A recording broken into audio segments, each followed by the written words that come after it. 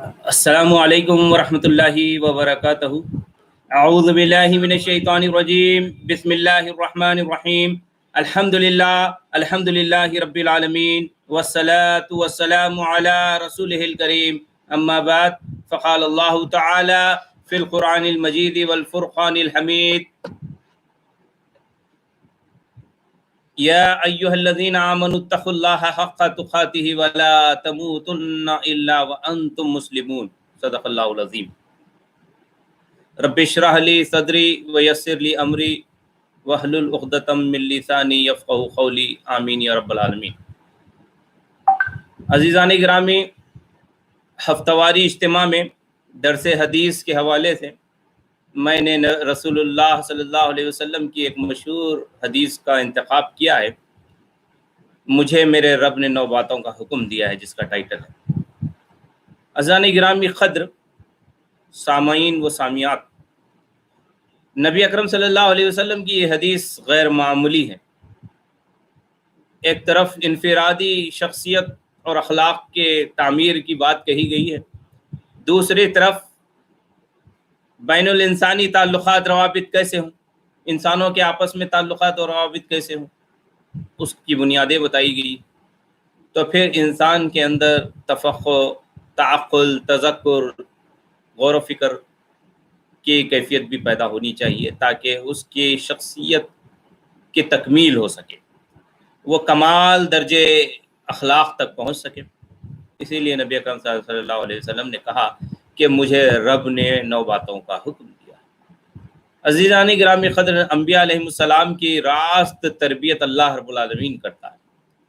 چنانچہ انبیاء علیہ السلام کا، رسولوں کا کوئی استاد نہیں ہوا کرتا۔ نبی اکرم صلی اللہ علیہ وسلم بھی امی تھے۔ جب جبرائیل امین نے ان سے پڑھنے کے لیے کہا، انہوں نے کہا معانا بقاری، میں پڑھنا لکھنا نہیں جانتا۔ نبی اکرم صلی اللہ علیہ وسلم کے کوئی استاد نہیں تھے۔ اللہ رب العالمین ہی مربی ہوتا ہے رسولوں کا، نبیوں کا۔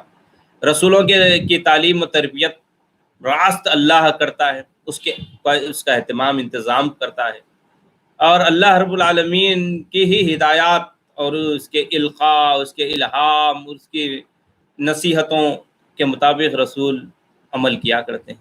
نبی اکرم صلی اللہ علیہ وسلم، حضرت احمد مجتبیٰ محمد مصطفیٰ خیر البشر صلی اللہ علیہ وسلم نے بھی اس حدیث کے ذریعے سے بتایا کہ میرے رب نے میری تربیت کی ہے، میرے رب نے مجھے 9 باتوں کا حکم دیا ہے۔ جب رب نے حکم دیا ہے رسول اکرم صلی اللہ علیہ وسلم کو، تو رسول اکرم صلی اللہ علیہ وسلم کو اس پر عمل کرنا لازمی تھا۔ اور نبی اکرم صلی اللہ علیہ وسلم کا اپنے امتیوں سے یہ شیئر کرنا اس بات کا غماز ہے کہ ہم کو بھی ان 9 باتوں کا اہتمام کرنا چاہیے۔ جب رب نے رسول کو ان 9 باتوں کا حکم دیا ہے، تو لہٰذا ہم کو بھی ان 9 باتوں پر غور و فکر بھی کرنا ہے، عمل بھی کرنا ہے، حتی الامکان اپنے اخلاق کو سنوارنے کے لیے، شخصیت کی تعمیر کے لیے اس کو مد نظر رکھنا، پیش نظر رکھنا ضروری ہے۔ آئیے وہ 9 باتیں کیا ہے جاننے کی کوشش کرتے ہیں۔ عزیزان گرامی قدر، نبی اکرم صلی اللہ علیہ وسلم نے جن 9 باتوں کا ذکر کیا ہے، ان میں سب سے پہلی بات ہے خشیت اللہ فی السر والعلانیہ۔ خشیت اللہ، اللہ کی خشیت اختیار کروں، اللہ کا خوف کھاؤں، اللہ کا خوف اختیار کروں، اسی سے ڈروں۔ خوف اور خشیت میں فرق ہے۔ خوف کے کمال درجے کو خشیت کہتے ہیں۔ خوف جب کمال درجے کو پہنچ جاتا ہے تو وہ خشیت کہلاتا ہے۔ خشیت کی مثال یہ دی گئی ہے کہ جس طریقے سے اونٹنی بچہ جنتی ہے، تو وہ جنتے خود اتنی تکلیف ہوتی ہے کہ اس کی پوری توانائی صرف ہو جاتی ہے، وہ بکھر جاتی ہے، ایسا لگتا ہے کہ ہڈیاں ٹوٹ جائیں گی، پوری وہ سکڑ جاتی تکلیف سے۔ خشیت سے بھی انسان اس طرح سے سکڑ جائے اللہ کے خوف سے۔ اور ایک خاص بات، علمی بات ہے، نکتہ ہے کہ خشیت قرآن مجید میں جہاں پر بھی استعمال ہوا اس کو اللہ کی طرف منسوب کیا گیا۔ وَخْشَوْنِی فَلَا تَخْشَوْا، مجھ سے ڈرو، ان سے نہ ڈرو، دوسرے لوگوں سے مت ڈرو، غیر اللہ سے نہ ڈرو، اللہ سے ڈرو۔ خشیت صرف اللہ سے منسوب ہوتی ہے، اور خشیت درجہ کمال خوف کو کہتے ہیں۔ خوف جب بڑھ جاتا ہے حد سے زیادہ تو وہ خشیت کہلاتا ہے۔ اسی سے خشوع نکلا۔ نبی اکرم صلی اللہ علیہ وسلم نے ایک شخص کو دیکھا کہ نماز پڑھا، اور نماز پڑھ رہا ہے تو داڑھی میں انگلیاں ڈال رہا ہے، کبھی اپنے امامے کو درست کر رہا ہے، کبھی اپنے کپڑے پہ ہاتھ پھیر رہا ہے، جیسے نماز میں کہتے ہیں عمل کثیر کر رہا ہے۔ نماز میں خشوع و خضوع نہیں ہے، اسی لیے کر رہا ہے۔ نبی اکرم صلی اللہ علیہ وسلم نے فرمایا کیا اس کے اندر خشوع نہیں ہے کہ نماز کی حالت میں عمل کثیر کر رہا ہے؟ خشیت سے تو خشیت ربانی سے وہ سہم جائے، ٹھٹر جائے، روئے، گڑ گڑائے، اپنے رب کے سامنے کھڑا ہوا ہے، ایک فرما روا کے سامنے غلام کیسے کھڑا رہتا ہے، ایک آقا کے سامنے غلام کیسے کھڑا رہتا ہے، اس طرح سے کھڑے، اس کو خشیت کہتے ہیں۔ اسی کو خشوع کہا ہے علماء نے۔ خشوع و خضوع ہونا چاہیے نماز کے اندر، ڈر ہونا چاہیے، وہ کیفیت ہونی چاہیے کہ میں ادنا بندہ ہوں، میں رب اعلیٰ کے سامنے کھڑا ہوں، رب عظیم کے سامنے کھڑا ہوں۔ اسی لیے سبحان ربی العظیم، سبحان ربی العالی کی تسبیح پڑھی جاتی ہے کہ پاک ہے ایسی ذات جو رب عظیم ہے، رب اعلیٰ ہے، اس کے سامنے ہم جھک رہے ہیں، اپنے آپ کو بچھا رہے ہیں، نچھاور کر رہے ہیں، اس کے سامنے غلامی کے محاسن ادا کر رہے ہیں۔ تو یہ ہے خشیت۔ نبی اکرم صلی اللہ علیہ وسلم نے کہا میرے رب نے مجھے حکم دیا ہے کہ میں خشیت الہی اختیار کروں، فی السر والعلانیہ، سر میں بھی، چھپے ہوئے بھی، کوئی نہیں دیکھ رہا ہے مجھے، اکیلا تنہا ہوں تب بھی میں اللہ سے ڈروں، اور والعلانیہ جب میں بس مجلس میں ہوں، بس مجمع میں ہوں، لوگوں میں ہوں، بازار میں ہوں، تب بھی اللہ سے ڈروں۔ جلوت میں بھی خلوت میں بھی خوف الہی اختیار کرنا، خشیت الہی اختیار کرنے کا حکم نبی اکرم صلی اللہ علیہ وسلم کو اللہ رب العالمین نے دیا تھا۔ دوسری بات کہ کلمۃ الحق فی الغضب والرضا، دوسرا حکم میرے رب نے دیا کہ میں چاہے غصے میں رہوں یا خوشی میں رہوں، رضامندی میں رہوں، دونوں کیفیتوں میں اپنی زبان سے جھوٹ نہ بولوں، ناحق نہ بولوں، غیر حق نہ بولوں، جچی تلی بات کروں، حق اور انصاف کی بات کروں، کلمۃ الحق، سچی بات کہیں، کسی سے ڈرنا نہیں، اللہ سے ڈرنا ہے۔ پہلی بات جو حکم تھی خشیت الہی، جب وہ خشیت الہی اختیار کر لیتا ہے بندہ سر و علانیہ میں، تو یہ کیفیت پیدا ہو جاتی ہے اس کے اندر کہ کلمہ حق بولنے کا مادہ پیدا ہو جاتا ہے، چاہے وہ غضب میں ہو یا رضا میں ہو، یا غصے میں ہو یا رضامندی یا خوشی میں ہو، دونوں کیفیتوں میں وہ کلمہ حق ہی کہے گا۔ پھر تیسرا حکم نبی اکرم صلی اللہ علیہ وسلم نے کہا ہے، میرے رب نے تیسرا حکم یہ دیا ہے، الخسد فی الفخر والغنا، فخر کی حالت میں ناگوار حالات ہیں، تنگ دست حالات ہیں، وسائل کی کمی ہے، سخت حالات ہیں، تب بھی، اور والغنا، مستغنی ہوں میں، بے نیاز ہوں لوگوں سے، میرے پاس مال ہے، منال ہے، اولاد ہے، جائیداد ہے، ہر چیز ہے میرے پاس، کسی کی کوئی حاجت نہیں ہے مجھے، غنا کی کیفیت حاصل ہو جائے، ایسی کیفیت میں بھی میں میانہ روی اختیار کروں۔ قصد کہتے ہیں میانہ روی، وہ منہم مقتصد، سورہ فاتر میں کہا گیا تھا کہ درمیان والی چال والے لوگ ہیں۔ مقتصد وہ خصد سے ہی نکلا ہے، درمیانی راہ چلنے والا۔ تو یہ میانہ روی کی روش اختیار کروں، فخر کی حالت میں رہوں، تنگ دستی کی حالت میں رہوں، فخر و فاخہ کی کیفیت ہوں، نہ گفتبے حالات ہو، ناگوار حالات ہو، یا میں مستغنی ہوں، لوگوں سے بے نیاز ہوں، مال و منال میرے پاس ہو، مرفہ حال ہوں، ایسی کیفیت میں بھی میں میانہ روی اختیار کروں۔ خرچ میں میانہ روی، انداز میں میانہ روی، اخلاق میں میانہ روی، اور چال ڈھال میں میانہ روی، کہ آدمی اکڑتے نہ پھرے کل، اللہ تعالیٰ ان اللہ لا یحب کل مختال فخور، اللہ تبارک و تعالیٰ کسی بھی شیخی خورے کو اور فخر جتانے والے کو پسند نہیں کرتا۔ اللہ تبارک و تعالیٰ میانہ روی کو پسند کرتا ہے۔ नबी अकरम सल्लल्लाहु अलैहि वसल्लम ने एक और हदीस में फरमाया, खैरुल उमूरी औसतिहा, बेहतरीन उमूर वो है जो दरमियान वाले, ज्यादा हाई फाई ए क्लास भी ना हो, सी क्लास भी ना हो, बी क्लास वाली चीज को नबी अकरम सल्लल्लाहु अलैहि वसल्लम ने पसंद किया है। अक्सर और बेशतर मामलात में हमको मियाना रवि इख्तियार करना चाहिए, दरमियानी राह इख्तियार करनी चाहिए, क्योंकि अल्लाह रब के नबी सल्लल्लाहु अलैहि वसल्लम ने फरमाया, खैरुल उमूर, बेहतरीन उमूर वो है, उमूर में बेहतरीन वो है, औसतिहा, उनकी दरमियान वाली चीज। हाई क्लास इतनी ना हो कि वो एक एक्सट्रीम को पहुंच जाए, लो ग्रेड थर्ड क्लास ऐसी ना हो कि जो वो नीचे पस्ती की तरफ चली जाए, बल्कि दरमियानी वाली राह जो है वो मकबूल है, वो मतलूब भी है। तो वो राह इख्तियार करने के लिए कहा गया है। मेरे कैरेक्टर से, मेरे खर्च से, मेरी ज़िंदगी से, मेरे लाइफस्टाइल से ये बात मालूम हो कि मैं मियाना रवि चलने वाला हूँ, फ़ख्र हो या गिना हो। ये मुझे मेरे रब ने हुक्म दिया, नबी अकरम सल्लल्लाहु अलैहि वसल्लम को हुक्म दिया उसके रब ने, यानी हमारे रब ने। तो ये हमारे लिए भी है, नबी अकरम सल्लल्लाहु अलैहि वसल्लम के तवस्सुस से हमारी भी तरबियत की जा रही है कि हमारे कैरेक्टर पे भी चीज़ें आती हैं। अज़ीज़ान गिरामी, इन तीनों कैरेक्टर्स या तीनों बातों पे गौर किया जाए कि मैं सिर हो या अलानिया हो, छुपे हुए हो, खुले हो, अल्लाह से डरते रहूँ, अल्लाह की खशियत इख्तियार करूँ, मैं रज़ामंदी में हूँ या नाराज़गी में हूँ, गुस्से में हूँ या खुशी में हूँ, दोनों हालतों में मैं कलीमे हक़ी कहूँ।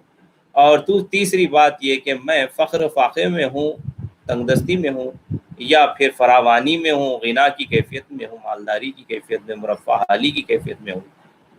दोनों सूरतों में मैं बयाना रवि इख्तियार करूँ। ये तीनों औसाफ सेल्फ कंट्रोल से, ज़ब्त नफ्स से ताल्लुक़ रखते हैं।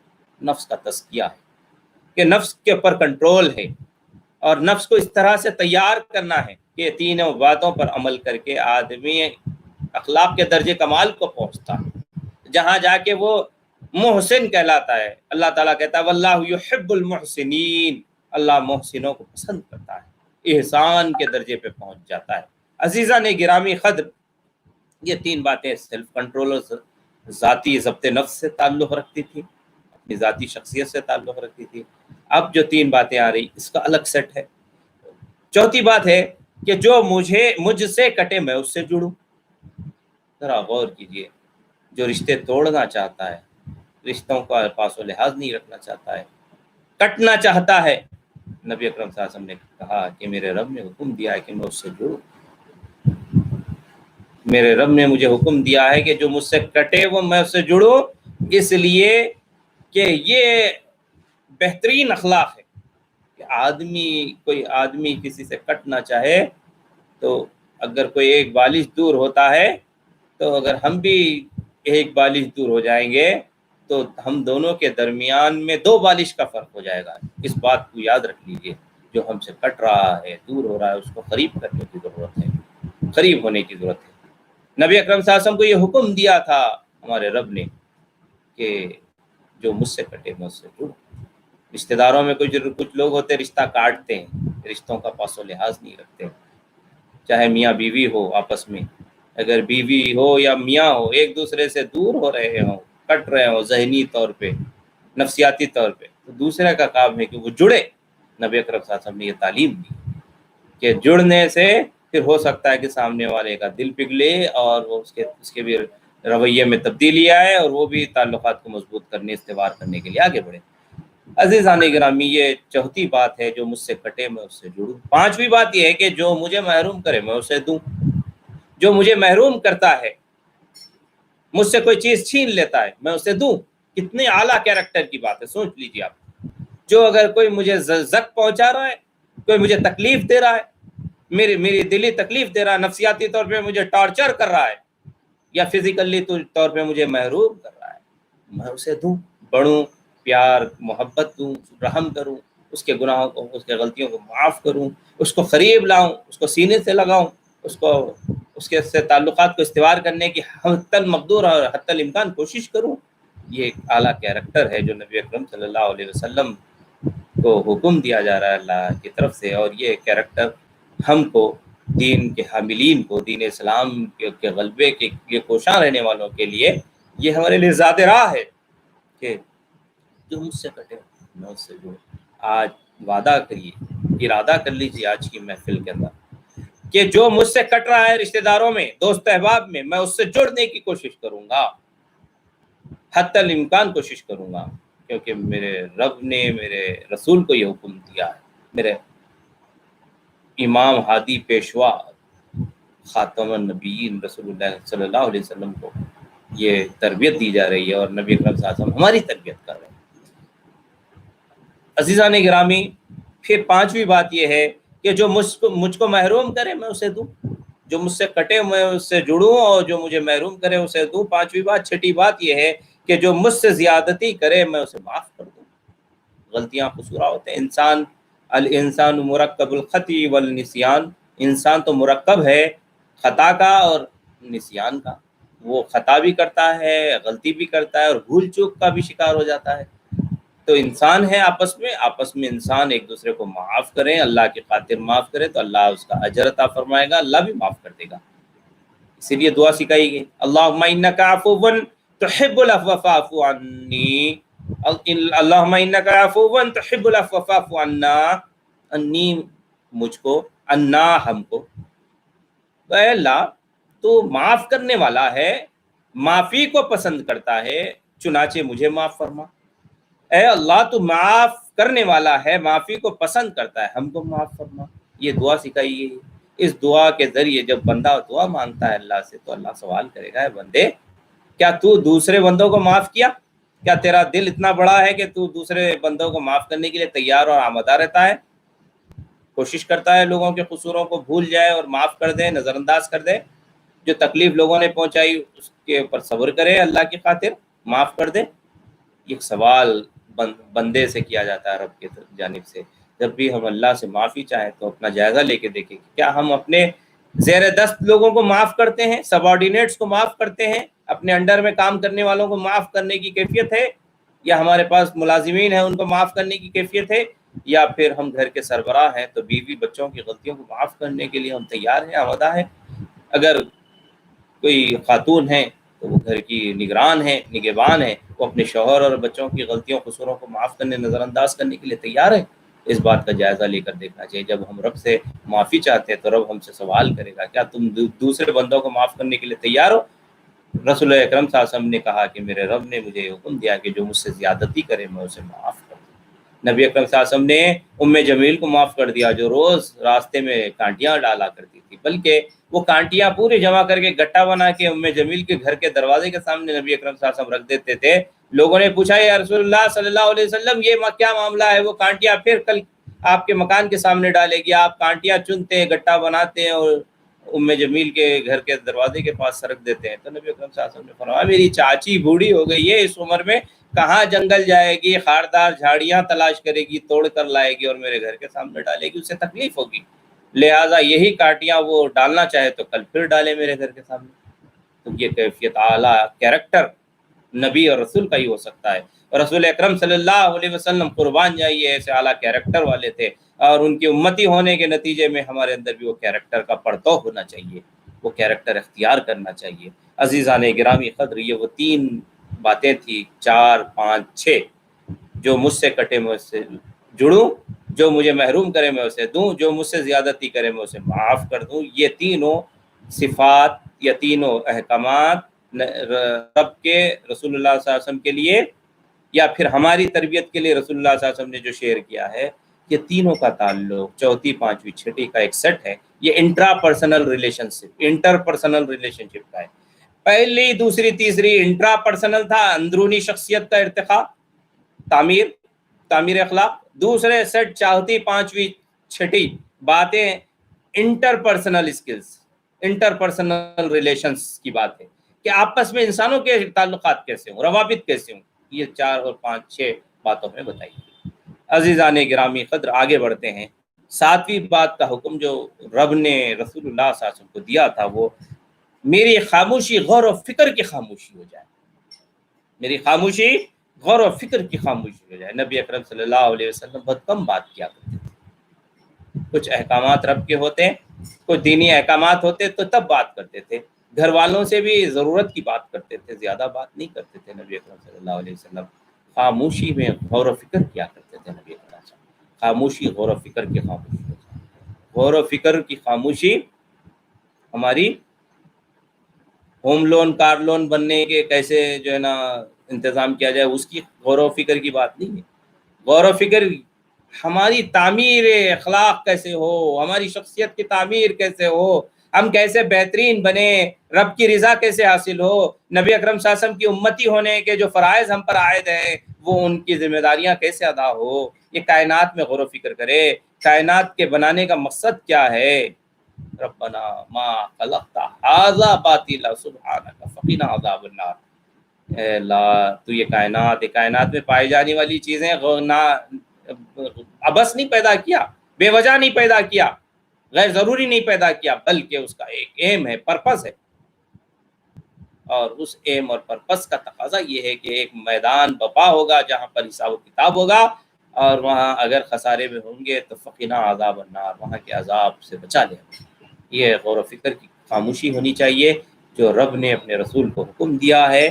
خاموشی، غور و فکر کی خاموشی، اکثر خاموش رہیں، غور و فکر کریں، انسان کی تخلیق پر غور کرے، کائنات پہ غور کرے، ہماری زندگی پہ غور کرے، ہمارے اعمال پر غور کرے، ہمارے رویوں پہ غور کرے، ہمارے سوچ پر، ہمارے طرز فکر پہ، طرز عمل پر غور کرے، انسانوں کے مسائل پر غور کرے، ملک کے مسائل پر غور کرے۔ غور و فکر ہونا چاہیے، خاموشی، غور و فکر کی خاموشی۔ 8ویں بات ہے کہ میری گفتگو ذکر الہی کی گفتگو، جب بھی زبان کھولو تو اس میں گفتگو میں اللہ کا ذکر آ جائے، کسی طرح سے اللہ کی بڑائی آئے، اللہ کی باتیں آئیں، اللہ کا خیال آئے، اللہ کا استحضار آئے، گفتگو سے چھل کے۔ اللہ والا وہ ہے جسے دیکھے تو اللہ یاد آ جائے، ایسے بنے۔ اللہ نے رب نے رسول کو حکم دیا ہے، رسول اللہ صلی اللہ علیہ وسلم نے ہمیں بتایا کہ اعلیٰ کیریکٹر اگر اختیار کرنا ہے تو ان 9 باتوں پر عمل کرنا چاہیے۔ تو لہٰذا خاموشی، غور و فکر کی خاموشی۔ 8ویں بات ہے گفتگو ذکر الہی کی گفتگو، گفتگو کے اندر جھوٹ نہ ہو، غیبت نہ ہو، چغلی نہ ہو، افترا پردازی نہ ہو، الزام تراشی نہ ہو، لعن طعن نہ ہو، لوگوں کی تحقیر نہ کرے، تمسخر اور تضحیک نہ کرے، لوگوں کو گرا کر نہ دیکھے، برے القاب سے نہ پکارے، چھوٹا، لمبا، گڈا، کالا، اس طرح کے نام سے نہ پکارے۔ زبان سے جو بات نکلے حق نکلے، کلمت الحق کی بات آئی ہے اس سے پہلے، اب یہاں پر بات آ رہی ہے کہ گفتگو ہو تو ذکر الہی گفتگو۔ ہماری کتنی بھی گفتگو ہوتی ہو، دنیاوی گفتگو، کہیں نہ کہیں سے اللہ اور رسول کی بات آ جانی چاہیے، ہم کو نکالنا چاہیے تاکہ لوگ محسوس کریں کہ ہم سے جب ملاقات ہو تو اللہ یاد آ جائے، اللہ یاد آتا ہے، انہیں احساس ہو ہماری گفتگو ذکر الہی کی گفتگو۔ 9ویں بات جو رب نے حکم دیا ہے رسول اللہ صلی اللہ علیہ وسلم کو، وہ ہے میری نگاہ عبرت کی نگاہ ہو جائے، میری نگاہ عبرت کی نگاہ ہو جائے۔ ذرا تصور کیجیے، نگاہ، سائٹ، دیکھنا، عبرت سے دیکھنا۔ جنگ تبوک سے واپس ہو رہے تھے، نبی اکرم صلی اللہ علیہ وسلم نے ایک بستی سے کہا تیزی سے یہاں سے نکل جاؤ، کیونکہ یہاں پہ قوم سمود پر عذاب آیا تھا، قوم سمود پر عذاب آیا تھا۔ نبی اکرم صلی اللہ علیہ وسلم نے کہا کہ اللہ تعالیٰ نے بھی حکم دیا قرآن میں، فسیروا فی الارض، زمین میں گھومو پھرو اور عبرت کی نگاہ سے غور و فکر کرو، پچھلی اقوام اور ان کی کارستانیاں، ان کی تباہیوں پر غور کرو کہ کیوں کر وہ تباہ ہو گئے، کیسے تباہ ہو گئے، کیا اعمال تھے، کیا اخلاق تھے جس کی وجہ سے وہ تباہ ہو گئے۔ معصیت اور نافرمانی کا راستہ انہوں نے اختیار کیا تھا جس کی وجہ سے تباہ ہو گئے، شرک اور کفر کا راستہ اختیار کیا تھا، بت پرستی کا، نفس پرستی کا راستہ اختیار کیا تھا جس کی وجہ سے وہ تباہ ہو گئے۔ اور فکر کریں، نگاہ عبرت کی نگاہ ہو، زمین میں گھومے پھرے تو دیکھیں کہ یہ وادیاں، یہ پہاڑ، یہ چمن، یہ جمادات، یہ نباتات، یہ تارے، یہ سورج، یہ چاند، دن اور رات کا پھیر بدل، موسموں کا تبدیل ہونا، دن اور رات کا ایک کے پیچھے دوسرے کا آنا، ان میں نشانیاں ہیں۔ ان فی خلق السماوات والارض واختلاف اللیل والنہار لآیات لأولی الالباب، یقیناً خلق سماوات و ارض میں، زمین اور آسمان کی پیدائش میں، اور رات دن کے پھیر و بدل میں، رات دن میں، دن رات میں پروئے جاتے ہیں، جیسے سوئی میں تاگا پرویا جاتا ہے، پرویا جاتا ہے، اسی طرح سے دن کے بعد رات، رات کے بعد دن آتے ہیں۔ اس سے ہی موسموں کی تبدیلی بھی ہوتی ہے، موسم ایک کے پیچھے دوسرا موسم آتا ہے، کبھی گرما، کبھی بارش، کبھی سرما کا موسم آتا ہے، کبھی بہار کا موسم آتا ہے، کبھی خزاں کا موسم آتا ہے۔ یہ موسموں کا تبدیل ہونا، یہ کائنات میں وادیوں کا اور یہ تالاب اور ندیوں جھرنوں کا ہونا، یہ خوبصورت مناظر کا ہونا، یہ اللہ رب العالمین کی ربوبیت کا اظہار کر رہی ہے، ربوبیت کا اعلان کر رہی ہے کہ ایک رب ہے، رب حکیم، اور جو بہت زیادہ قوی ہے، طاقتور ہے، ہر چیز پر قدرت رکھتا ہے، فعال لما یرید ہے، جو چاہتا ہے وہ کرتا ہے۔ عزیزان گرامی، قدر ہماری نگاہ عبرت کی نگاہ ہو جائے، ہم ہر چیز میں غور و فکر کریں، انسان کی پیدائش میں غور و فکر کریں۔ اللہ تعالیٰ کہتا ہے فَلْيَنظُرِ الْإِنسَانُ إِلَىٰ طَعَامِهِ، انسان دیکھے، غور و فکر کرے کہ اس کے ہاتھ میں جو غذا، روٹی پہنچی ہے، چاول پہنچا ہے، کھانا پہنچا ہے، سبزی پہنچی ہے، میوہ پہنچا، اناج پہنچا، کہاں سے آیا؟ رب کریم کا فضل ہے، رب کریم کا فضل ہے۔ اس نے آسمانوں پر بادلوں کی شکل میں سمندروں سے پانی اڑایا اور بادلوں کو برسایا، زمین کو پھر سے زندہ کر دیا، زمین کے اندر جو چیز تھی اس کو پیدا کیا اور زمین سے باہر نکالا، کومپل پھوٹا اور کومپل تناور درخت میں اور لہلاہتی کھیتیوں میں تبدیل ہو گیا، جھاڑوں میں تبدیل ہو گیا، اس کے بعد وہاں سے سبزی نکلی، میوہ نکلا، اناج نکلا، اور وہ اناج کس طرح سے کھیت سے تمہارے گھر تک پہنچا ہے، ذرا غور کرو، اور پھر تم نے پکایا اور اس کو کھا رہے ہو۔ یہ کتنے لوگوں کی محنتیں، کوششیں ہیں اس چاول کے پیچھے کہ یہ دھان سے کی شکل سے چاول کے پکے ہوئے چاول کی شکل میں آ گیا۔ اس پہ غور و فکر، انسان کو عبرت کی نگاہ رکھنی چاہیے، غور و فکر ہونا چاہیے ہر چیز میں۔ وہ دو آنکھیں اللہ رب العالمین نے دی ہے، ذرا تصور کیجیے، دو کان دیے ہیں، لوگ کہتے ہیں ایک کان سے سننا، ایک کان سے نکال دینا، ایسی بات نہیں ہے۔ دو کان دیے ہیں، ایک کان سے سننا، اگر اچھی بات نہیں ہو تو نکال دیں، اچھی بات ہے تو ذہن میں بٹھا لیں۔ دو کان دیے، دو آنکھ دیے ہیں اللہ رب العالمین نے، تو پازیٹیو بھی دیکھیں، نیگیٹو بھی دیکھیں، پروز بھی دیکھیں، کونس بھی دیکھیں، جو ہمارے لیے فیوریبل ہے وہ بھی دیکھیں، جو انفیوریبل ہے وہ بھی دیکھیں، جو ہمارے لیے پروفیٹیبل ہے وہ بھی دیکھیں، جو ہمارے لیے ڈیمیجنگ ہے، ہمارے لیے نقصان دہ ہے، لاس کا جو ہے باعث بن سکتا ہے، وہ بھی دیکھیں، غور و فکر اور عبرت کی نگاہ اختیار کرے۔ یہ 9 باتوں کا حکم دے کے اللہ رب العالمین نے اپنے رسول اکرم صلی اللہ علیہ وسلم کی تربیت کی تھی۔ یہ رسول اکرم صلی اللہ علیہ وسلم نے یہ 9 باتیں ہم سے شیئر کی تاکہ یہ 9 باتیں ہمارے اندر بھی آ جائے، ہمارے کیریکٹر کا پرتو ہو جائے، ہمارے کیریکٹر سے بھی یہ چیزیں چھل کے ہمارے اخلاق کے اندر یہ چیز شامل ہو جائے، جس کے نتیجے میں تعمیر سیرت کا وہ کام انجام دیا جا سکے جو غلبہ اسلامی کے کرنے والے افراد اور فوج کے اندر بنیان مرصوص بن کے وہ اوصاف ہونا چاہیے۔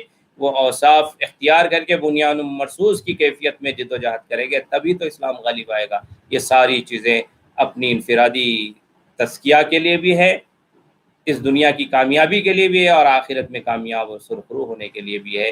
عزیزان گرامی، 9 باتوں کے ساتھ نبی اکرم صلی اللہ علیہ وسلم نے اسی حدیث میں فرمایا، مجھے میرے رب نے کہا ہے کہ میں نیکیوں کا حکم کرتا رہوں، برائیوں سے روکتا رہوں۔ 9 باتوں کے علاوہ کہ میرا رب نے مجھے کہا ہے کہ میں نیکیوں کا حکم کرتا رہوں اور برائیوں سے روکتا رہوں۔ لوگوں کو نیکیوں کا حکم کیا جاتا ہے تو وہ برا نہیں مانتے، لیکن جب وہ برائیوں سے روکا جاتا ہے تو ان کو جب برا مانتے ہیں۔